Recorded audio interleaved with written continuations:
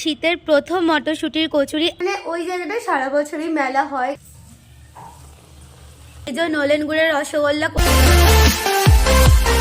Hello everyone, welcome back to my channel. কেমন আছো তোমরা সবাই? আশা করি সবাই খুব ভালো আছো, আমিও ভালো আছি। তো আজকে ব্লগটা স্টার্ট করলাম বাড়ি থেকে। আর আজকে একটু দেরি করে ভিডিওটা স্টার্ট করেছি, স্নান টান সব হয়ে গেছে, লাঞ্চের টাইম হয়ে গেছে। যাই হোক, এখন থেকে আমি আমার ভিডিওটা স্টার্ট করছি। আর সারাদিন যা করি না করি সবটাই তোমাদের সাথে শেয়ার করব। আশা করি আজকে ভিডিওটা দেখতে তোমাদের খুব ভালো লাগবে। আর ভিডিওটা ভালো লাগলে please to like, comment, share and subscribe memories.in। তো ভিডিওটা দেখতে থাকো। আজকে ডিনারে হবে মটরশুটির কচুরি, শীতের প্রথম মটরশুটির কচুরি। এতদিন আমি বাড়ি আসিনি বলে হয়নি, তো ফাইনালি আজকে হচ্ছে। আর এই মটরশুটিগুলো এখন আমি ছাড়িয়ে নেব।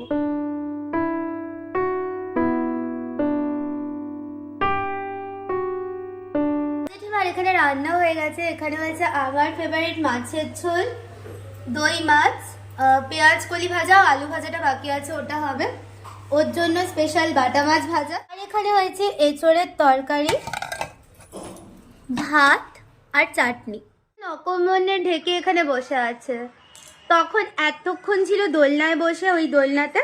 এখন সেখান থেকে এখানে এলো।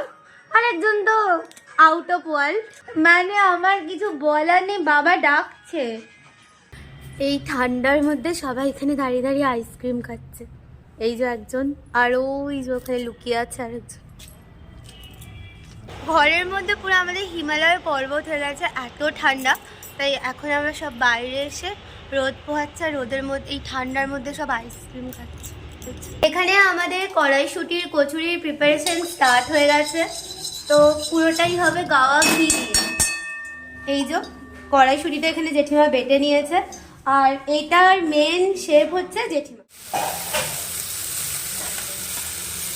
আর এদিকে মা করছে আজকে নলেন গুড়ের রসগোল্লা, তো তার জন্য ছানাটা এখানে মাখিয়ে নিয়েছে।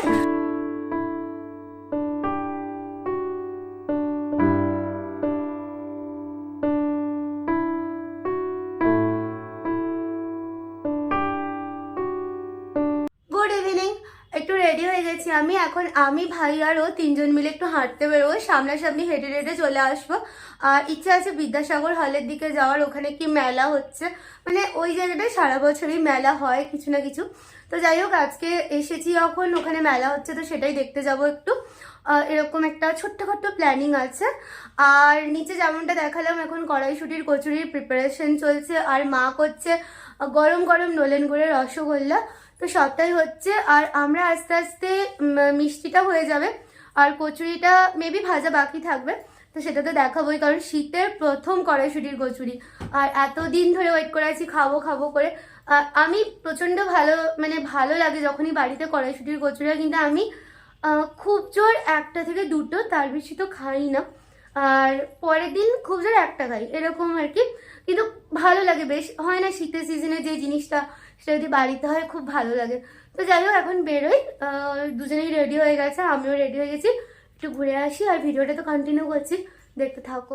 এসে গেছি বিদ্যাসাগর হলে। প্রচন্ড চিৎকার হচ্ছে।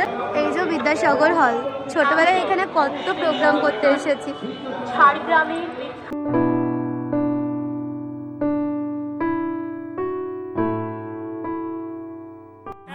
এটা একটা কিনে দে, আমার চাওয়া নিয়ে একটা কিনে চিন্তা করছে।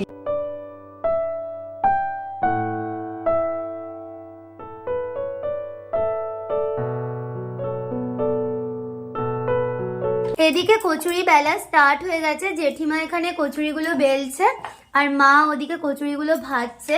আর পুরো পুরটা জেঠিমা ময়দার সাথে মাখিয়ে নিয়েছে না, পুরো পুরটা মাখিয়ে নিয়েছে, যাতে চারদিকে কচুরির চারদিকে যাতে পুরটা ছড়িয়ে যায়।